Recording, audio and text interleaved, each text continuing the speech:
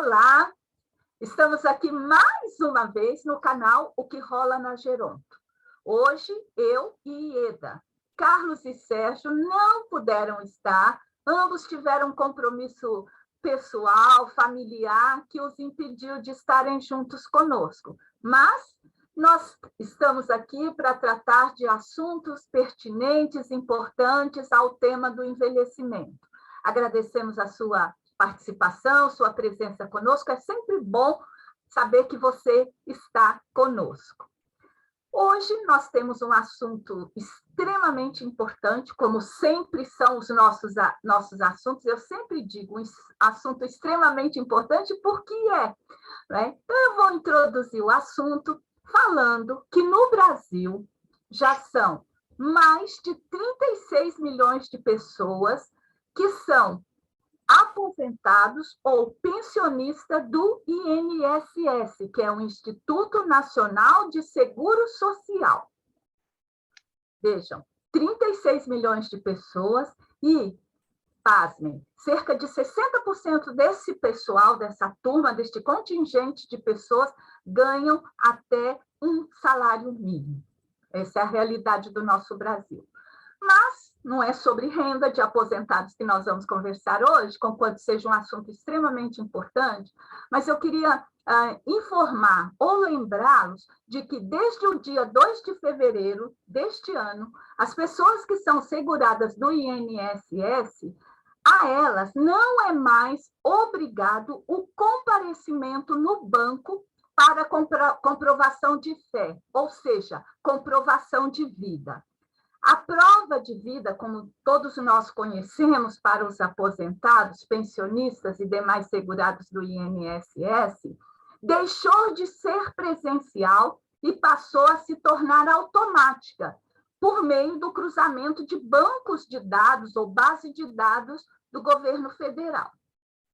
Essas novas regras que estão vigentes, elas foram alteradas através de uma portaria do governo federal datada de 2 de fevereiro de 2022, e o número dela é 1408, que trouxe uma coisa bastante interessante. Antes, o segurado que tinha que provar que estava vivo. Agora é o governo, com a sua base de dados, que vai provar que a pessoa está viva, não é? Então, antes a gente tinha que se dirigir a uma agência daquela bancária, onde você recebe, para dizer, ei, no mês do aniversário, né? Eu estou viva, portanto, estou vindo aqui, não é?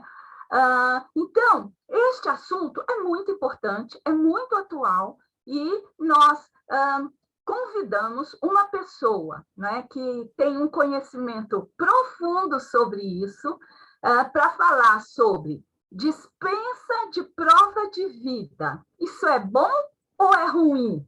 Não é? E é com ela que nós vamos conversar. Eu vou apresentar agora para vocês o Nelson Novaes Rodrigues. Quem é Nelson Novaes Rodrigues, ou Nelsinho da Resistência? Que foi assim que eu fui apresentado a ele, ainda brinquei com ele. Puxa, Nelsinho, que desafio, você é da Resistência, né? Mas o Nelsinho, como é conhecido, ele é um servidor público aposentado do Ministério da Saúde. Ele é diretor da Secretaria de Aposentados do Sinsprev São Paulo. O que é Sinsprev? Sindicato dos Trabalhadores em Saúde, Previdência no Estado de São Paulo. E, além disso, de ser aposentado, servidor público aposentado, diretor do Sinsprev, ele é também membro do Conselho Fiscal da FENASPES, que quer dizer Federação Nacional dos Trabalhadores da Saúde, Previdência, Trabalho e Assistência Social. Ou seja, nós temos o prazer de conversar com um sindicalista. Nelsinho, seja muito bem-vindo conosco. O canal Que Rola na Geronto está extremamente feliz de ter você, porque você vai conversar conosco sobre este assunto que diz respeito às pessoas que são aposentadas e o que é essa dispensa de prova de vida. Eu queria, então, que você nos desse um olá, porque a gente não vai ser uma gravação, não sabemos que horas que a pessoa vai ver. Então, diz olá para essa turma e eu já farei a primeira pergunta para você. Nelsinho, seja bem-vindo. Boa noite, Marília. Boa noite, Ieda. É um prazer imenso estar aqui. Boa noite também a todos que estão acompanhando a transmissão de hoje, dessa noite, né? E é um prazer imenso estar aqui, estou à disposição para o que for preciso. E quero saudar o canal Que Rola na Geronto, que tem cumprido um papel extremamente importante, né, na informação dos aposentados, e direto e diretamente também defende os direitos dos aposentados, esclarece os aposentados, dá uma autoestima para um segmento que hoje está sendo totalmente desprezado. Tanto é que, hoje, na pandemia, 636 mil mortos, 75% são idosos, 70% são idosos, ou seja, 400 mil vidas perdidas, que são idosos. Então, é preciso que a gente trate com muito carinho, muita consideração e respeito os idosos desse país. Muito bom, obrigada, Nelsinho, por ter aceito o nosso convite. E eu queria que, para você começar a localizar aquelas pessoas que não são aposentadas, que nunca fizeram prova de vida, que não saibam do que nós estamos falando, eu falei, en passant, muito por cima, o que é. Eu queria que você nos definisse o que é a prova de vida e se durante a pandemia que nós estamos vivendo, ela tinha sido cancelada. O que é e qual era a situação, e depois a gente vai partir para as mudanças que vieram com isso. Por favor, Nelson. Olha, evidentemente que a prova de vida foi uma necessidade. Por quê? Porque ela conseguiu inibir muitas fraudes, pagamentos indevidos de benefícios, mas aí foi se tornando um abuso e se tornando também um fator de constrangimento dos idosos. Né? Porque na década passada, teve um ministro da Previdência e Trabalho que ele determinou que todos os aposentados, inclusive aqueles e pensionistas que tivessem mais de 60 anos, deveriam comparecer presencialmente nas agências do INSS para comprovar que estavam vivos. E, naquela época, tinha aquelas filas imensas ao redor das agências, né? Que hoje existe a fila ainda, mas a fila é virtual. As pessoas agendam o benefício e depois elas vão ficar sentadas, acomodadas dentro, no interior, no território da agência. Antes, não. Eles ficavam fora e isso expôs o problema, né? Porque eram muitos idosos com muleta, cadeira de roda, outros tinham mal-estar na fila por causa do sol, da neblina, e ocasionou um constrangimento muito grande, uma comoção social e também uma revolta da população, indignação muito grande. Aí esse ministro ele teve que recuar da medida e pedir desculpas, né? Para ter uma ideia do que significa isso, né? Hoje são 36 milhões de aposentados pensionistas, como você mesmo já disse, né? Tem também os aposentados que são do regime geral, do INSS, mas também tem os aposentados dos regimes específicos, né? Regimes próprios, federal, estadual e municipal. Agora, a pessoa... hoje tem outros mecanismos, muitos mecanismos, né? Eletrônicos, né? A inteligência eletrônica, em que ela pode simplificar essa situação. Por exemplo, hoje, na Receita Federal, olha só, porque eles cuidam da tributação, né? Eles recebem a cada dia dos cartórios a informação dos óbitos. Né? Então, há 5 anos tem uma lei que obriga os cartórios a emitir a certidão de óbito encaminhe para a Receita Federal. E a Receita Federal tem um banco de dados perfeito. Quer dizer, então, como ter esse cadastro da Receita Federal, pode ser expandido para outros órgãos também. Por que não foi Nelsinho, só uma dúvida, e eu acho que é importante. Primeiro, localiza para as pessoas que estão acompanhando qual a diferença entre ser aposentado e pensionista. A gente vai dar o foco maior no regime da Previdência Social e INSS. Então, assim, quem é aposentado, quem é pensionista? E se recentemente, por causa da pandemia, essa presença, essa obrigatoriedade de comparecer à sua agência bancária estava suspensa? Por favor. Os aposentados, eles são aqueles que fizeram jus ao benefício da aposentadoria, e os pensionistas são aqueles que herdaram a pensão do instituidor. Quer dizer, o servidor morre, então os dependentes eles têm o direito legal à pensão. E agora, então, esses precisam comparecer, precisam fazer a prova de vida. Né? A prova de vida, ela é oriunda da Lei 8.112, artigo 69, parágrafo 8, do Programa de Concessão e Manutenção de Benefícios, que são administrados pelos órgãos, né, da Seguridade Social. Então, ele serve para quê? Então, ela veio para apurar irregularidades e erros materiais advindos de pessoas, terceiros, né, pessoas de má fé, que, mesmo falecendo pensionistas ou aposentados, eles se apropriavam, queriam continuar recebendo. Então, hoje, com a medida, a portaria do José Carlos Oliveira, presidente do INSS, a 1408, de 2 de fevereiro de 2002, então, a prova de vida se torna uma medida residual. Ela, hoje, ela tem, até o final do ano, nenhum aposentado ou pensionista ele vai ter cessada ou suspensa a sua aposentadoria ou pensão. Né? Por quê? Porque estava tendo muitos casos, né, da dificuldade de aposentados. Olha, para ter uma ideia, hoje, no serviço público, só no Ministério da Saúde, aqui em São Paulo, 300 servidores ficaram com pagamento suspenso. É lógico que isso cria um constrangimento, que a pessoa tem que deslocar. No serviço público, a pessoa perdeu o pagamento desse mês, só vai recuperar no mês que vem. No INSS, não. Se a pessoa perdeu o pagamento hoje, à medida que ele vá, que ele acessa, né, de maneira biométrica da agência bancária, onde vai até a agência da Previdência Social, ele tem o seu benefício reposto na hora, no mesmo dia. Então, mas, de qualquer forma, é um constrangimento. Né? As pessoas, às vezes, têm contas para pagar naquele dia, têm obrigações e acabam sofrendo alguns problemas. Agora, essa portaria traz um problema, porque já existia a possibilidade da visita domiciliar. Quer dizer, o segurado, que era aposentado ou pensionista, que não pudesse comparecer presencialmente às vezes eles tinham direito a que o servidor se locomovesse até a casa ou lugar escolhido pelo servidor para poder fazer a prova de vida.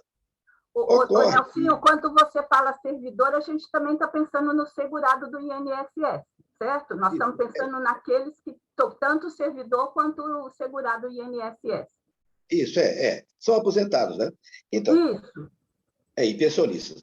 Agora, então, qual o problema? Hoje, o INSS está com déficit de 20 mil servidores, segundo o Ministério Público, né? Porque foram aposentados muitos servidores, ficou muito tempo sem concurso, então o quadro foi diminuindo. Então, hoje o INSS tem 24 mil servidores do país todo. Ocorre que, antes, né,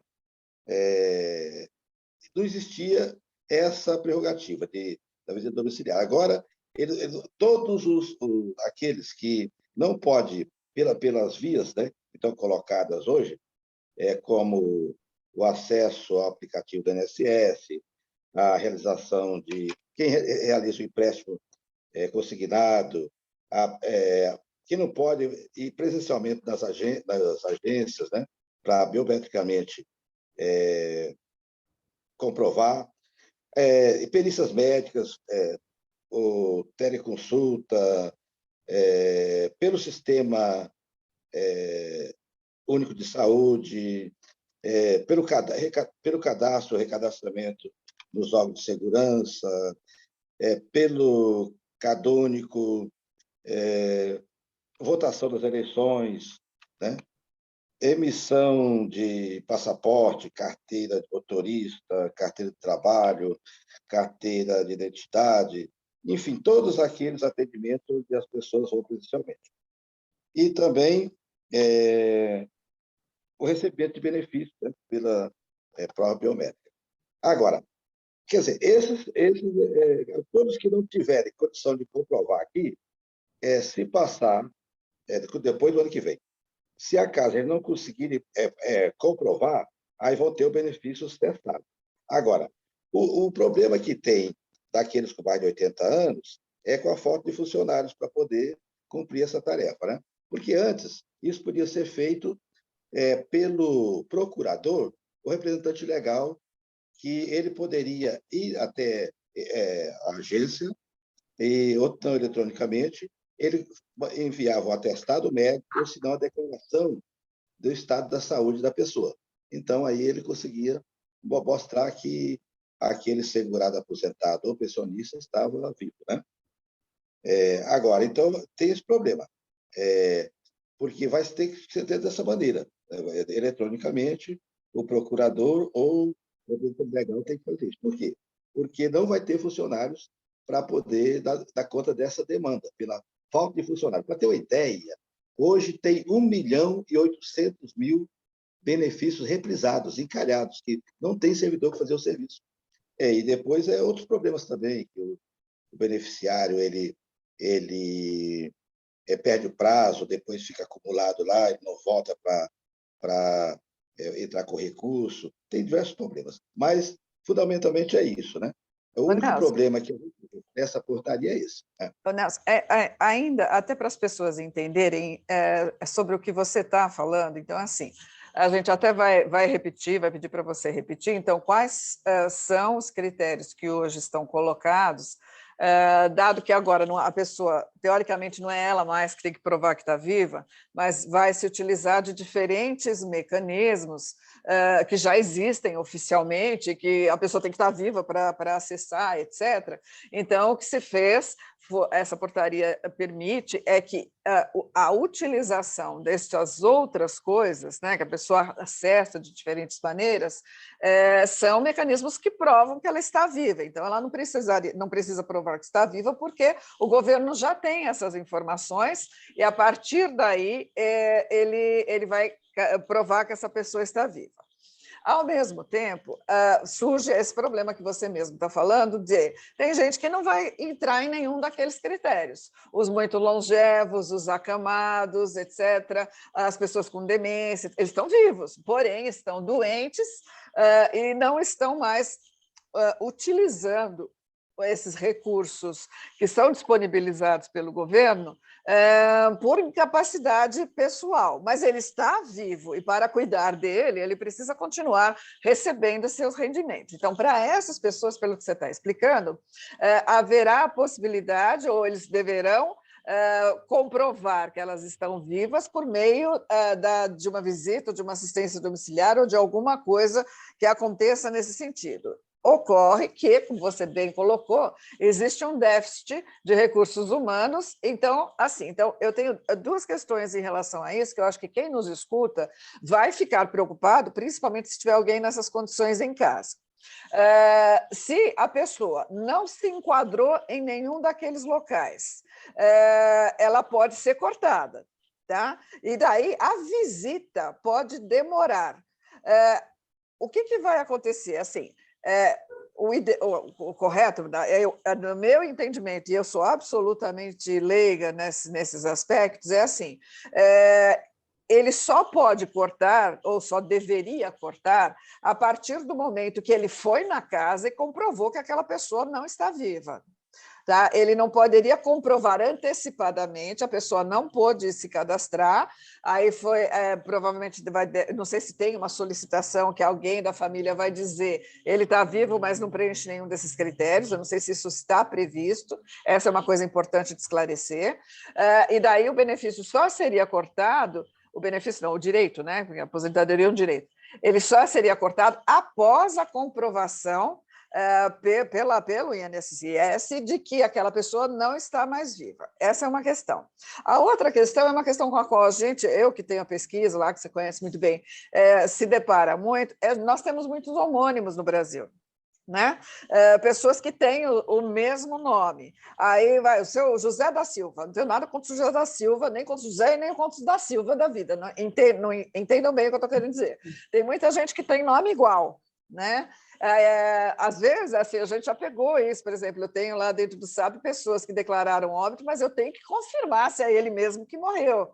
Então, tem que ser o nome dele, o nome da mãe, tem um monte de coisa assim, e nem sempre isso é fácil. Então, pode acontecer o erro de alguém ser colocado como cortado, porque ou não estava nesse cadastro, ou ainda não visitaram, ou ele não morreu, mas alguém com um nome igual ao dele morreu. E aí alguém vai lá e diz que ele morreu.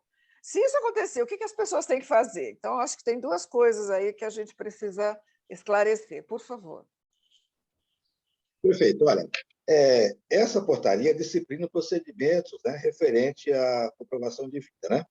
Agora, eu estava dizendo que tem uma lacuna nessa portaria, porque coloca que o segurado, o pensionista, que não pudesse se locomover presencialmente até a agência do INSS, ou não se enquadra em nenhuma desses modelos aqui que existe, né, para a pessoa demonstrar que está viva, então teria a visita domiciliar, quer dizer, então teria o agendamento, né?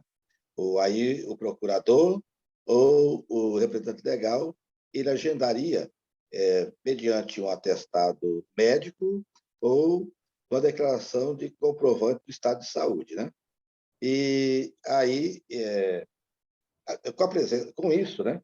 Isso bastaria. Agora, quando a pessoa, né, passou o período, a pessoa não apresenta, né? Porque a prova de vida ela tem periodicidade de 12 meses. E cada ano a pessoa tem que comprovar, preferencialmente no mês do aniversário, que ela está viva. Então, quando a pessoa não comparece e as pessoas não têm o paradeiro da pessoa, então manda-se correspondência. Se a correspondência não chegar, não tiver o retorno, aí, pela portaria, aí o funcionário ele iria fazer a visita domiciliar. Aí, se não encontrar a pessoa lá, e se as pessoas não apresentar um novo endereço, ou se pronunciar depois dessas manifestações, de 90 dias, aí o benefício é cessado. Tá, então, só para a gente entender. Então, assim, as pessoas não vão mais ter que fazer nada, em geral. O INSS é que vai ter que ir atrás da documentação existente para dizer que aquela pessoa não está mais viva. Se ele assim achar, ele vai mandar uma carta para confirmar isso, para que ela morreu, teoricamente. Então, essa é importante, porque eu posso achar, está lá, está viva, está tudo certo. Agora, ele não achou, ele bate o martelo dizendo que a pessoa morreu, ou ele entra em contato, aí entra a história das pessoas doentes, das pessoas que esqueceram, né, que se mudaram. Aí ele entra em contato, ele vai mandar uma carta dizendo que, olha, você não foi localizado nos registros oficiais, é necessário que você compareça a uma agência para dizer se está vivo ou não. Está previsto isso? Está previsto, isso já tem hoje. Quando o segurado... Tem hoje, mas com a mudança vai mudar, é isso? Vai continuar. Então, o segurado vai receber a notificação. Aí, se a pessoa não se apresentar, aí ele vai receber a visita domiciliar.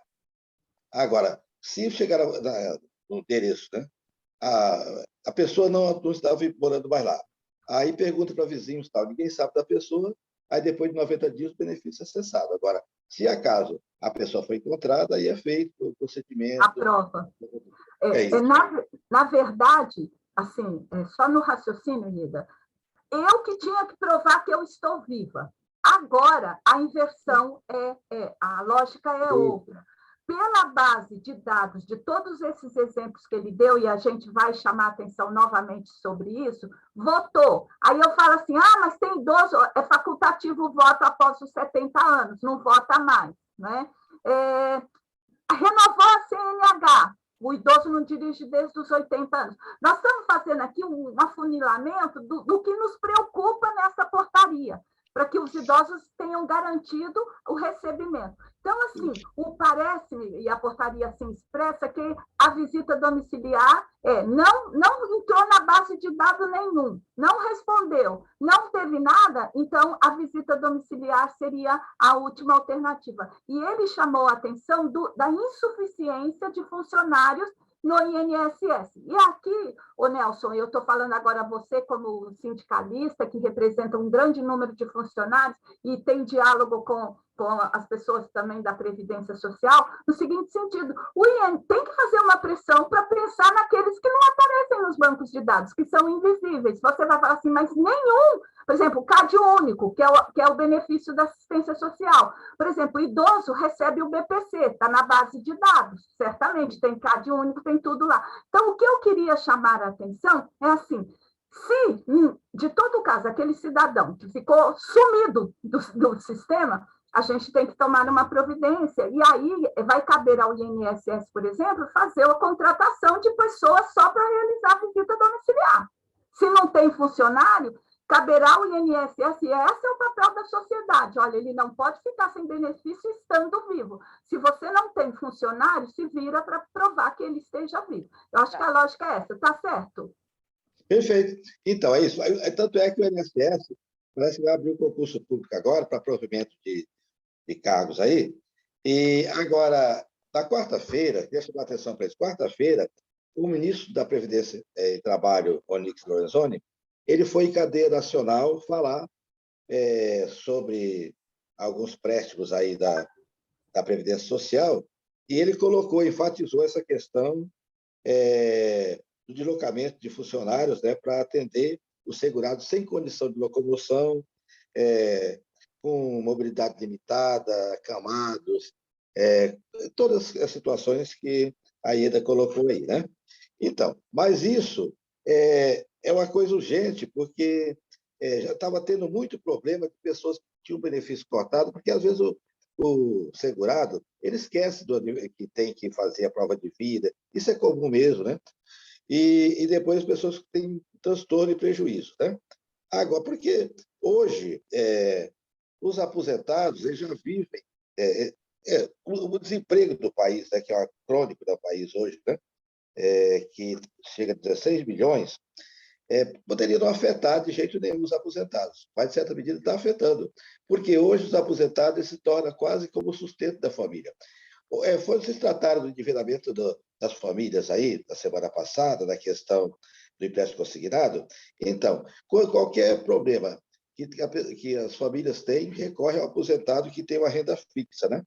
E os aposentados estão com um congelamento de muito tempo, né? Tanto é que, nos últimos anos, os aposentados não tiveram um reajuste real, de acordo com a inflação. Teve agora 10,12%, mas a inflação pelo IPC foi 10,16%. Não repôs nem a inflação. Então, isso tudo faz com que seja muito caro, né? O pagamento, o salário, o provento do aposentado no final do mês, porque ele não está sustentando só a si mesmo, ele tá provendo mais pessoas, não é isso? Ô, Nelson, mas assim, dentro do que a gente colocou, Marília retomou, você explicou, tem uma coisa que eu perguntei, e como eu vivo isso por conta da pesquisa, eu fico preocupada. Muito provavelmente, uma das consultas, uma base de dados de consulta, vai ser a relação de óbitos. Tá? Você tem isso registrado, os cartórios têm esses registros de todos os óbitos, quando a gente precisa saber se eu não acho a pessoa, que faz parte da pesquisa. A primeira coisa que a gente vai ver é se ela faleceu em cima das bases de óbitos. Aí incorre no risco que eu estou falando. Como eu tenho pessoas que são homônimas, elas têm nomes iguais, se esta for na consulta da base de óbitos, eu pego o seu João da Silva, morreu. Seu João da Silva, que nasceu no dia 25 de janeiro de, 1930. Mas eu tenho mais de um João da Silva que nasceu neste dia. Se ele for achado no cruzamento do computador, eu dou lá, não, morreu, eu vou confirmar o óbito ou eu já vou cortar? Porque, de repente, a pessoa está viva, mas por alguma informação, por algum problema do sistema, ela foi declarada como não viva, e aí ele passou a ter o rendimento cortado. O que é que as pessoas terão de fazer? Então, depois que a pessoa recebe a carta, quer dizer, ela não compareceu, não deu sinal de vida. Aí tem a visita domiciliar. Isso é com os maiores de 80 anos, né? Tem a visita domiciliar. Aí, na visita domiciliar também, a pessoa não foi localizada, aí, depois de 90 dias desse prazo, aí é cessado o benefício. Não, então, Mas mas é tem assim, todo. eu não estou falando da pessoa que não. Eu estou falando da pessoa que está viva, mas é que agora ela vai esperar que o governo faça isso, né? O governo vai levantar as bases. E ele, o governo achou uma pessoa que tem o nome dela, igual o dela, como morta. Mas ela não está preocupada, porque agora o governo que tem que provar, só que a informação é errada. Ela está viva, mas existe uma informação de um nome igual que ela morreu, e daí, de repente, ela está cortada. O que ela faz? Tá? Daí, assim, não entra na história da visita domiciliar, etc., porque eles não vão confirmar todos os óbitos. Ele vai entender o registro de óbito como um registro oficial. Certo? Agora, Ieda e Leocinho, e o CPF não é o diferenciador? Porque essas bases Isso, todas basta, que nem todo mundo tem. endereço, CPF. tem a visita para confirmar ou não. Então, vai ter muitos mecanismos. Teoricamente, é isso, né? Vai ter todos esses mecanismos. O CPF, porque as pessoas falam assim, o CPF cancelado. Na Receita Federal e no INSS, não tem CPF cancelado. Quer dizer, todos os registros estão ali, permanecem, são permanentes ali. Quer dizer, por exemplo, da Receita Federal, a pessoa ela quer o auto de inflação. Então, ela vai no CPF da pessoa. A pessoa está morta. Chega lá no banco de dados, ela consta quando morta. Então, vai se tornar um espólio. E depois do espólio, vai permanecer o CPF dela lá. É para sempre, né? Que ela existiu, tal, que ela morreu e tudo mais. Então, o CPF, o endereço, a visita domiciliar, tudo isso é cargo do governo. O governo que tem que. O INSS que vai ter, a autarquia vai ter que ter condições para preservar o direito do beneficiário. Né? Tá. E para os servidores públicos é a mesma regra? Ficou igual? É a mesma coisa? Não, essa serve para o INSS. Mas já, os servidores públicos já. Olha, porque tem o Meu Gov no INSS e tem o SouGov, que é o aplicativo dos servidores públicos. Né? Então, em qualquer esfera, estadual, federal, municipal, existe o aplicativo. E, agora, por exemplo, o servidor da Receita Federal, ele nunca precisa fazer prova de vida, porque lá ele tem um banco de dados, um cadastro privilegiado. Agora, por que não estende isso para todos os órgãos? Né? É isso que a gente sempre coloca. Nós tivemos, na sexta-feira passada, uma live, né, com o secretário-geral da COBAP, Confederação Brasileira de Aposentados, teve também o representante da Associação de Aposentados do Vale do Paraíba, e teve também um representante dos aposentados dos assentamentos. Vocês sabiam que no estado de São Paulo tem muitos assentamentos e tem muitos aposentados que, ao longo da vida, não puderam ter o sonho da casa própria, né? Então, eles moram em assentamentos. E eles têm uma organização. Então, ali, nós tratamos tudo desse problema. Quer dizer, a gente já estava discutindo isso dia 4, antes disso, com esses dirigentes sindicais, a possibilidade de ver uma maneira de pôr fim na exigência da prova de vida que estava levando ao constrangimento dos idosos. Né? Aí depois, quando a gente ficou surpreso, que dia 2, o Zé Carlos de Oliveira, que é o presidente do INSS, ele foi superintendente aqui do INSS, ele lançou essa portaria. Né? E agora, essa portaria já diz que até o final, até dezembro de 2022, ninguém tem que se preocupar. Aí, depois de 2022, todos esses casos que nós colocamos aqui, se acaso tiver lacuna de que vagos lá, de que eles não foram localizados, todos os registros aí que eles foram informar, banco de dados, não comprovar a existência da vida dele, aí vai tomar essas precauções. Aí vai ver o CPF, o endereço, a visita domiciliar se for mais de 80 anos. Então, vai tomar as medidas. Agora, depois de esgotar essa medida, se acaso o segurado não provar que está vivo, aí o cessar do benefício. Mas isso é no último recurso, né? Porque hoje, olha, porque agora, nesse mês de fevereiro, ia começar a ter desconto, né? Ou suspensão de pagamento. Não, suspensão de pagamento. Por quê? Porque ao longo de 2020 e 2021, estava suspensa a prova de vida. Ele foi prorrogado diversas vezes por causa da pandemia. E agora voltou. Então, agora, em fevereiro, seria o mês que ia ter bloqueios de benefício. E não vai ter mais por causa da portaria, né? Agora... Assim, então, assim, para quem nos escuta, só para ficar claro, eu vou falar devagar aqui para as pessoas nos ouvirem quais são as situações que comprovam prova de vida a partir desta portaria, tá? Aí, depois que eu falar as que nós anotamos, eu queria que você comprovasse se isso que eu vou falar está correto e se tem alguma coisa que a gente esqueceu. Por favor. Tá? Então, quais são, a partir desta portaria, número 1408, de 2 de fevereiro de 2022, quais são as situações que comprovam prova de vida? Acesso ao aplicativo Meu INSS com o selo ouro ou outros aplicativos e sistemas dos órgãos e entidades públicas que possuam certificação e controle de acesso no Brasil ou no exterior. Realização de empréstimo consignado, efetuado por reconhecimento biométrico. Atendimento presencial nas agências do INSS ou por reconhecimento biométrico nas entidades ou instituições parceiras. Perícia médica por telemedicina ou presencial e no sistema público de saúde ou rede conveniada. Vacinação, que é o passaporte de vacinas que agora, com o Covid, ficou bastante enfatizado. Cadastro ou recadastramento nos órgãos de trânsito ou segurança pública.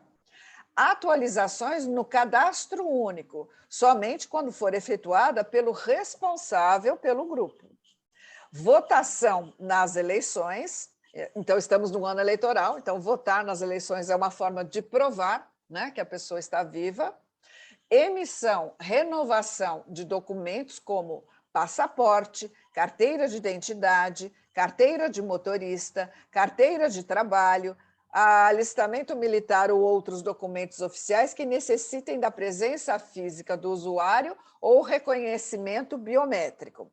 Recebimento do pagamento de benefício com reconhecimento biométrico e declaração de imposto de renda como titular ou como dependente. Além disso, tem mais alguma coisa que, de repente, a gente não tenha colocado? Não, que disciplina a portaria, são esses casos, né?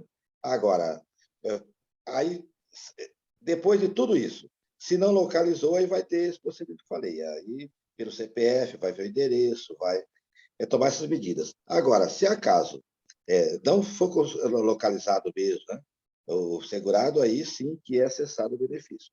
Mas não é cortado imediatamente. Por exemplo, esse ano, essa portaria vai ser experimental esse ano. Então, esse ano vai ser o laboratório de experiência, né? Para dos próximos anos tentar evitar que o segurado procure as agências. Tanto é que essa falta de funcionários, o INSS quer negar que existe, eles estão colocando que vai ser tudo informatizado. Inclusive, hoje, qualquer benefício pode ser requerido nos Correios, sabia? Então, eles estão tentando, pelo meu INSS, por vias eletrônicas, mas isso acelerou mais agora por causa da pandemia. Na pandemia, foi restrito o atendimento presencial, então, aí, tanto é que proliferou o número de intermediários, escritório de advogados, que estão proliferando demais. Passantes que estão fazendo esse tipo de serviço, ganhando dinheiro com isso agora. Não é? Porque, assim, essa é uma coisa que a gente... É importante você falar isso, não foge um pouquinho do que a gente está falando agora, mas essa é uma coisa que eu acho que a gente tem que chamar atenção e talvez a gente até traga para a discussão aqui. a história do .gov.br, né, a questão do governo agora, tudo é digital, eles estão esquecendo das pessoas que não conseguem acessar o digital. Não entram só os idosos, entra uma parcela bastante significativa dos idosos. Melhorou na pandemia, mas ainda não chega a mais de 50% da população. E tem gente que, por baixa escolaridade, por assim, analfabetismo digital, por diferentes razões, não conseguem fazer isso. Essas pessoas estão muito vulneráveis. Então, essa é uma coisa que eu acho que a gente também precisa prestar atenção. Nós estamos na era digital, mas, assim, a era digital, aqui, na nossa realidade, infelizmente, ela ainda não é para todos, né? Ainda não é universal, né, Ieda? Nem todo mundo tem esse acesso. E fica aí a sugestão para que o canal Que Rola da Geronto, sempre de olho no que acontece, também paute esse assunto. Nosso horário já esgotou-se e nós não é um assunto que nós estamos terminando. Como nós informamos, a portaria entrou em vigor no dia 2 de fevereiro. E hoje, nesta gravação que nós estamos fazendo, é 11 de fevereiro. Então, como o Nelsinho já apontou, tem muita água ainda para passar debaixo da ponte, mas como ele defende o interesse do servidor, do aposentado, do pensionista, vai estar coladinho, acompanhando, e, claro, nós aqui também, e você também, vai acompanhar os seus interesses, porque, afinal de contas, o que nós queremos neste Brasil é que seja um Brasil bom para todas as idades, que seja um Brasil que ofereça dignidade às pessoas que já envelheceram e aquelas que vão envelhecer. Nelsinho, suas considerações finais, dá um até breve, até logo, e depois eu passo a Ieda e eu faço o encerramento da nossa gravação de hoje. Por favor, Nelsinho, nosso convidado. Perfeito. Olha, a questão que a doutora Ieda colocou é muito importante, essa questão do acesso das pessoas por falta de mecanismo eletrônico em casa, cada idade mesmo, falta de habilidade para mexer com ele, tem acarretado muitos problemas. A gente passa em qualquer agência, hoje que eu fui muita gente tem acesso, a gente, quando está chegando assim, tem um bocado de pessoas, vai no escritório ali e tal. Quer dizer, então as pessoas. E depois, hoje, foi aprovado que os intermediários podem ficar com até 40% do benefício das pessoas, tanto quando foi implantado, como dos atrasados, né? E até do BPC, Benefício de Prestação Continuada. Olha, é um absurdo que está praticando hoje. Então, 40% é muita coisa, hein? Que isso? É um assalto, né, Zé? É um assalto, que isso? Mas, Ieda, eles já ficavam com 3 benefícios. Esses escritórios fajutas que tem por aí, eles conseguiam o benefício, o idoso ou a pessoa com deficiência deixava 3 meses de contribuição para eles, para depois, no 4º mês, passar a receber o que era de direito, para você ver como que é pilantragem. A gente cria dificuldade para vender facilidade, né? Isso é um absurdo. Exatamente. Acho que isso precisa ser visto. Bom, muito obrigada, Nelson, por você chamar a atenção disso. Acho que as pessoas precisam ficar atentas. Nem todo mundo sabe disso, a não ser quando tem que vivenciar a situação. Então, acho que a gente tem muita coisa para fazer. Muito obrigada por você ter vindo, ter feito esses esclarecimentos. É um prazer enorme ter você aqui com a gente. Vira e mexe, a gente troca de figurinha aí. Eu agradeço muito, Marília, em nome dos nossos colegas, Sérgio, Carlos, em nome do canal. A gente agradece muito a sua vinda hoje aqui e ter podido conversar, esclarecer essas coisas. E, com certeza, a gente ainda vai rolar muita coisa, a gente ainda vai ter que esclarecer muita coisa. Muito obrigada. Eu que agradeço. Vida longa ao canal Que Rola da Geronto. Opa, obrigada, Nelsinho, é o que nós desejamos. E para termos vida longa, nós precisamos de você, que está aí nos escutando, do Nelsinho, dos aposentados, vocês também. Vamos fazer um parceria. Nós precisamos, gente, já temos 4.200 seguidores, é pouco ainda, precisamos de mais. Queremos que você divulgue o canal com seus amigos, porque, afinal, o que rola na Geronto entra aqui no nosso canal. Muito obrigada, até a próxima e tudo de